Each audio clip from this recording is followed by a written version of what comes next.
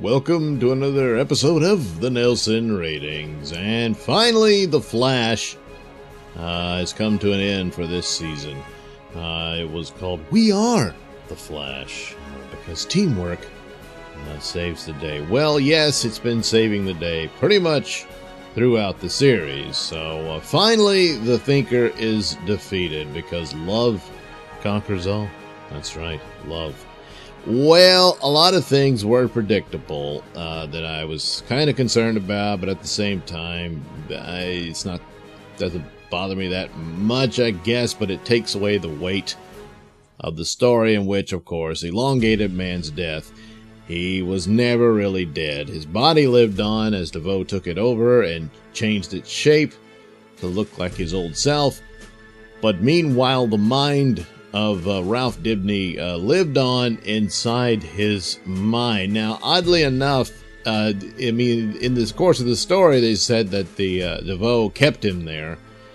I guess I missed exactly why he would do that. The other minds of people that he absorbed, no, they're not there. He absorbed everything else, their powers and all that, but I guess he just left their minds behind. Then why didn't they live? But anyway, they're all dead. So at least they didn't do that. I was concerned that they were going to undo all those deaths and, hey, everything's happy and hunky-dory.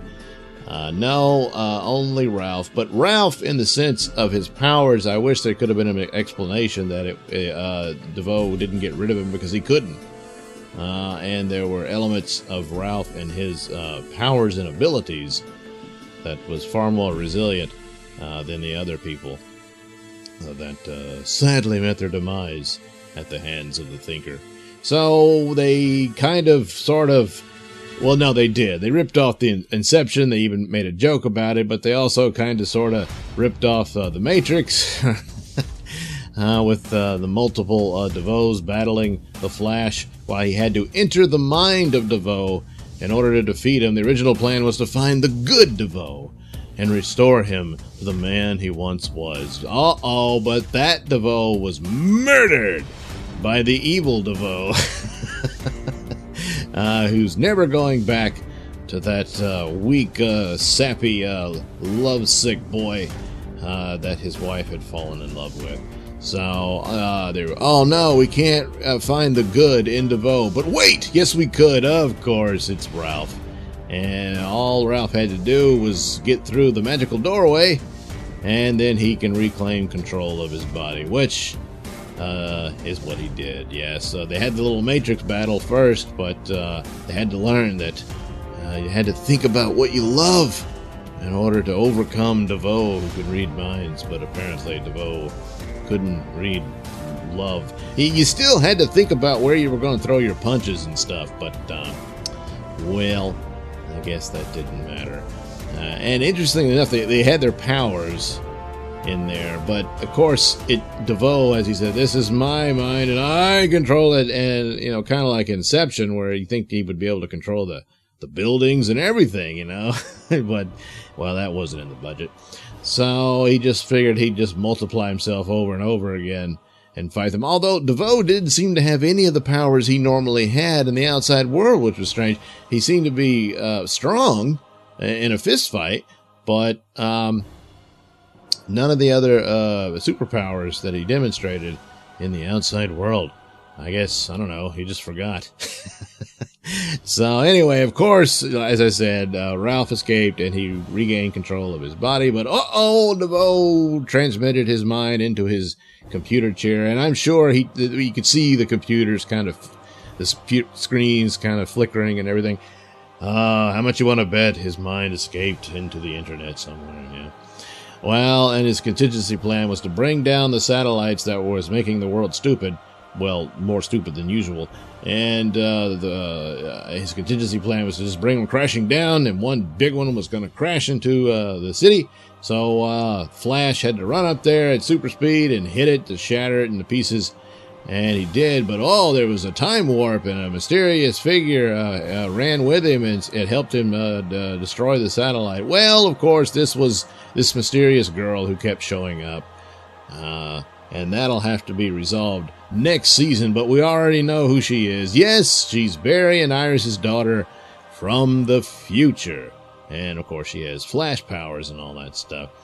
And she's kind of a goof. And she's kind of reminiscent of the personality of the girl who had the good luck powers. Only every time she used them, everybody else got bad luck. So it was dangerous and all that. But then DeVoe took her powers too. Funny how it didn't help him at all. But yeah, this kind of klutzy, cute girl. And now we have pretty much the same character, but now she's the Flash's daughter from the future. So that'll be the next season. Yes, another speedster. But I don't think she's the villain. She's just kind of, apparently kind of clumsy, because she says, "Oh boy, I really messed up." What does she mean? Stay tuned for next season. So there you go. Well, and of course they had some other things resolved with Harrison Wells. What am I forgetting? Cisco. Yeah, Cisco managed to figure out how to use the thinking cap to restore his mind. Well, it restored his mind to basically a functional one, but he's no longer the genius he once was. So he decided, hey, what am I doing wasting my time here? I need to find my daughter and tell her I love her. So he's leaving again. How many times do we have to say goodbye to Wells? Well, we did it again, and I'm sure if they want to, he'll have another double show up from another universe, and he'll be the resident Wells for the Flash team. Well, again, the charm of the cast is the one thing that carries it, because this was kind of a lackluster end to all of this, and they kind of painted themselves into some corners here where DeVoe was way too powerful for them to defeat, and yet they did. The only argument being that he was so cold and arrogant and focused on his hatred of humanity that he didn't notice his mistakes, and they got the better of him. So, well, there you go. The interesting thing was that Joe's new wife, she gave birth to the baby, and I was kind of worried that they were going to show that DeVoe took over the baby's mind. Jeez, that would have been an interesting story, but boy.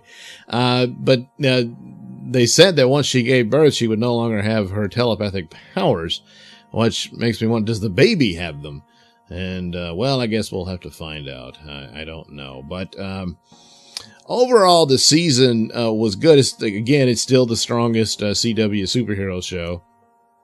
And, of course, the best being the Flash time episode with the bomb, the nuclear bomb about to go off, and the Flash speeds himself up so where everything's moving very slowly so that he can try to figure out what to do.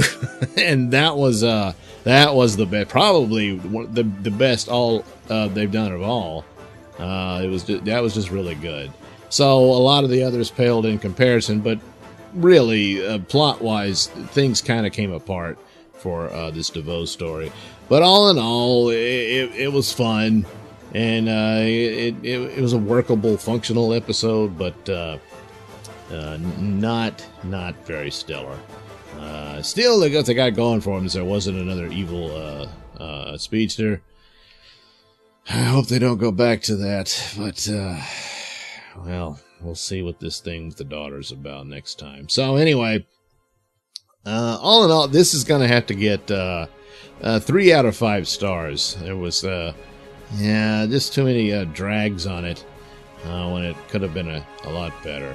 But I have faith that they can do better in the future. If not, well, it's time to look for an end game and bring it to a close.